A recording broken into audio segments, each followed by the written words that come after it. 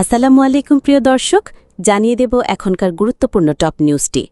পুরো নিউজটি উপস্থাপন করব আমি নিপা আক্তার শিমু। এবার বিস্তারিত খবর।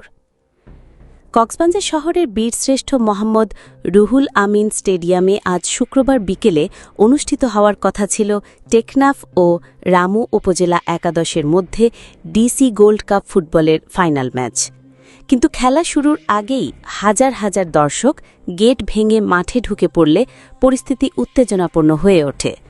আইনশৃঙ্খলা বাহিনী দর্শকদের সরাতে গেলে সংঘর্ষ শুরু হয় এবং মুহূর্তেই পরিস্থিতি নিয়ন্ত্রণের বাইরে চলে যায়। শুরু হয় ভাঙচুর ও অগ্নিসংযোগ। শেষ পর্যন্ত ম্যাচটি স্থগিত করতে বাধ্য হয় কর্তৃপক্ষ। প্রত্যক্ষদর্শীরা জানিয়েছেন, বিকেল ৩:৩০টার দিকে মাঠ খালি করার চেষ্টা করলে ধাক্কাধাক্কি এবং লাঠিচার্জ হয়। এতে ক্ষুব্ধ দর্শকরা গ্যালারি, দরজা জানালা এবং প্রেস বক্স ভাঙচুর করে। বাইরে কাঠ ও টায়ারে আগুন জ্বালিয়ে সড়ক অবরোধ করা হয়। অন্তত ৫০ জন আহত হন, যাদের মধ্যে ১০ থেকে ১২ জনকে কক্সবাজার সদর হাসপাতালে ভর্তি করা হয়েছে।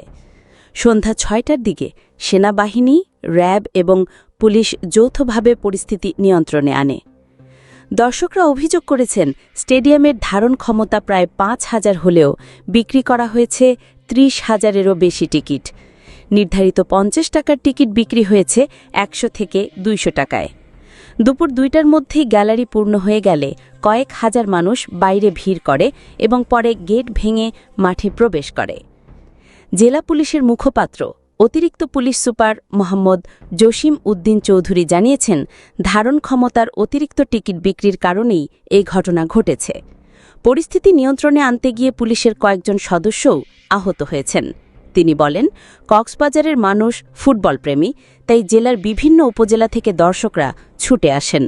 কিন্তু স্টেডিয়ামের আসন সংখ্যা অনুযায়ী ব্যবস্থা নিলে এ ধরনের পরিস্থিতি সৃষ্টি হতো না।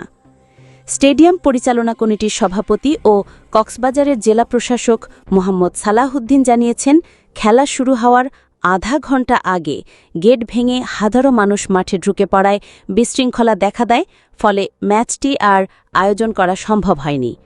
অতিরিক্ত টিকিট বিক্রি এবং বেশি দামে বিক্রির বিষয়টি তদন্ত করে দেখা হবে। নতুন তারিখ পরে জানানো হবে। উল্লেখ্য, গত ১ সেপ্টেম্বর থেকে শুরু হওয়া এই টুর্নামেন্টে জেলার বিভিন্ন উপজেলা একাদশ অংশ নিয়েছে। প্রিয় দর্শক, এই ছিল এখনকার গুরুত্বপূর্ণ নিউজ।